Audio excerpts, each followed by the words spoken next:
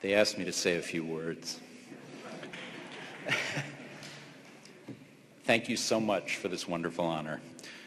President Caprio, members of the Board of Trustees, faculty, staff, family, friends, and most especially today, the class of 2018. You know what, if you'll indulge me for a minute, I want to do one thing before we start. Could we bump up the house lights just a little bit? Ooh, see that? Wake you right up. I want to get a selfie because that's what we do in the theater. So let's do that. Smile. Oh, could I, graduates all stand? That'll really wake you up. There you go. There you go.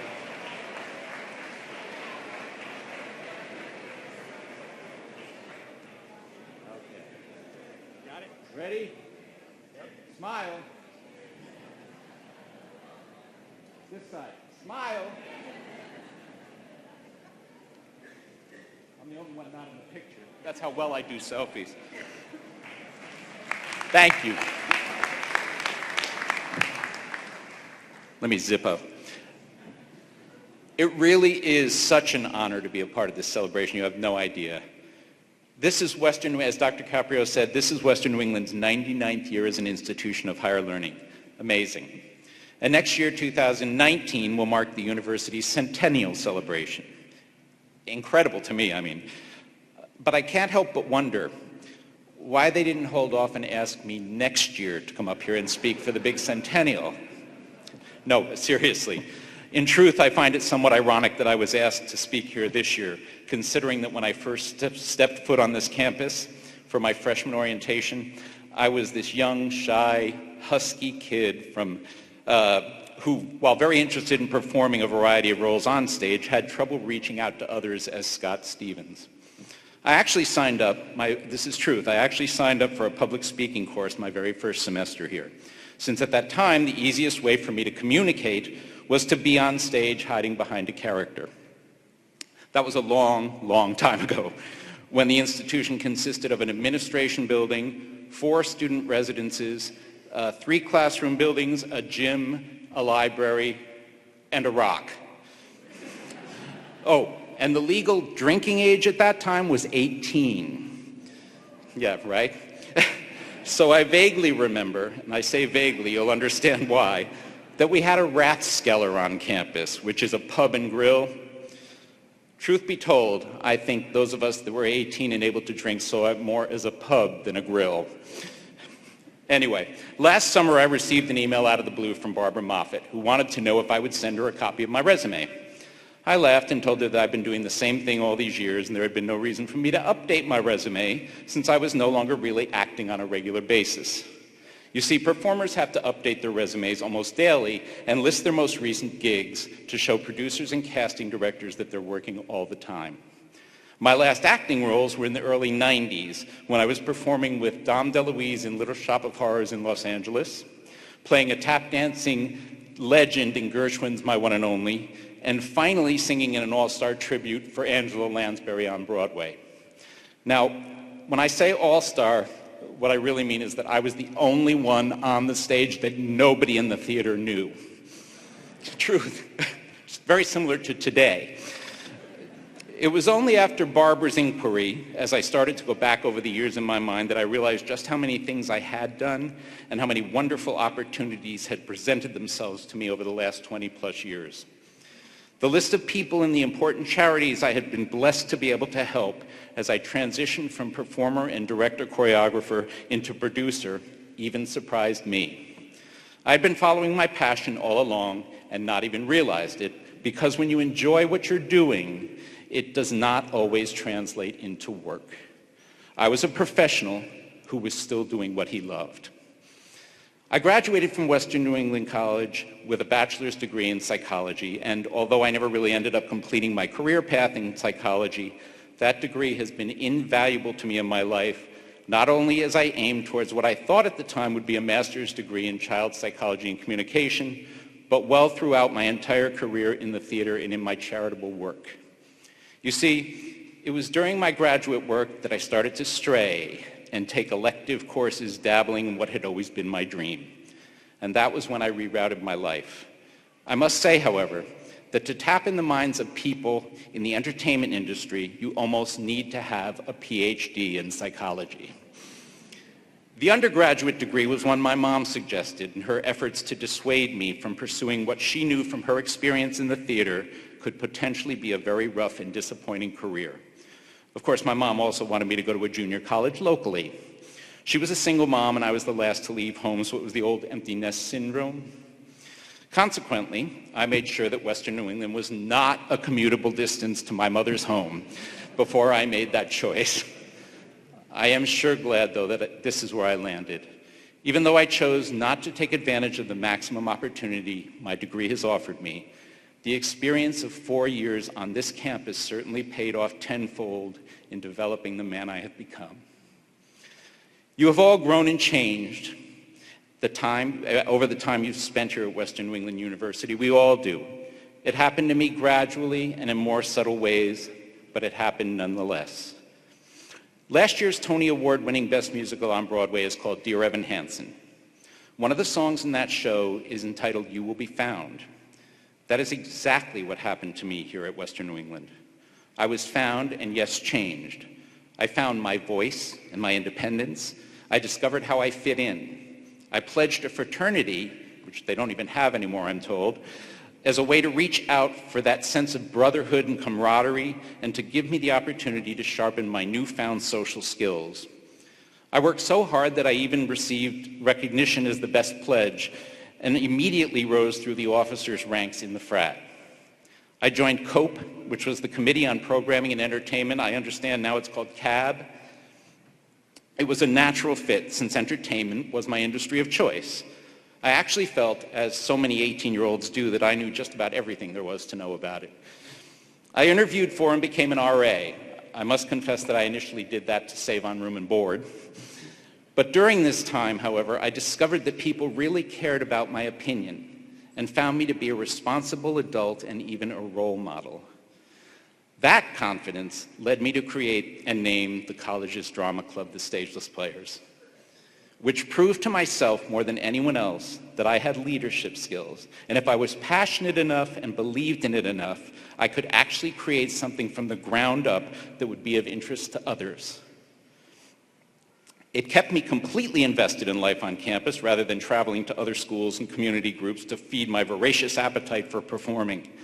It became clear where my true passion lay, and as hard as I tried, I was never going to abandon it for a degree preparing me for, as my mother used to call it, a real job. Now, I was asked to keep this brief, and we can all see how well I'm doing there. And I was thrilled because I never thought I could have filled even the amount of time suggested.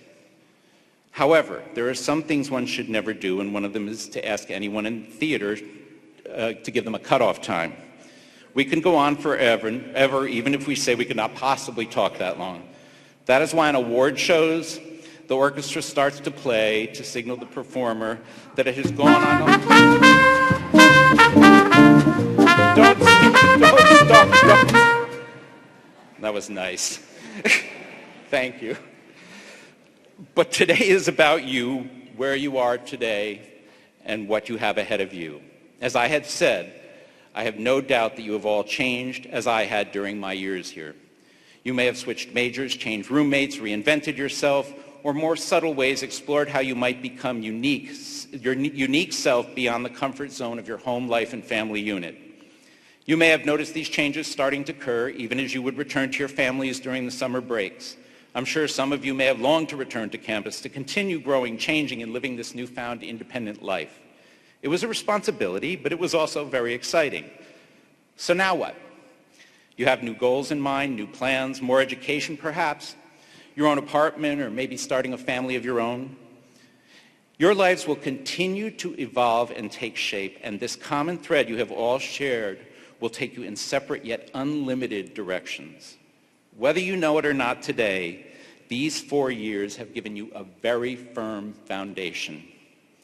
I think if I were some celebrity, like a famous sports figure or a talk show host or even a political leader, you might be hanging on my every word. Or maybe not. But I thought about that when I was asked to speak today and realized that what I can offer you that those luminaries cannot is our direct connection because of our shared experience here at this university. This place is where I really started to become the me I have become, not only Tom and Jacqueline's son, Scott. One suggestion I can share with you from my own experience is to always keep yourself open to possibilities. Listen to your inner voice and persist. If you can follow your passion, like Evan Hansen in that Broadway musical, you too will be found. And also, no matter where your journey takes you, reserve some time to help others. You will find that the greatest rewards and life-changing experiences will come from helping to improve the human condition. These experiences will feed your heart, and they'll shine a light on your higher purpose. Being in the entertainment profession, I know that there's a lot of money to be made, but there are also a lot of serious egos that go along with it. The best people among the rich and famous, however, lend their celebrity to those less fortunate or in need.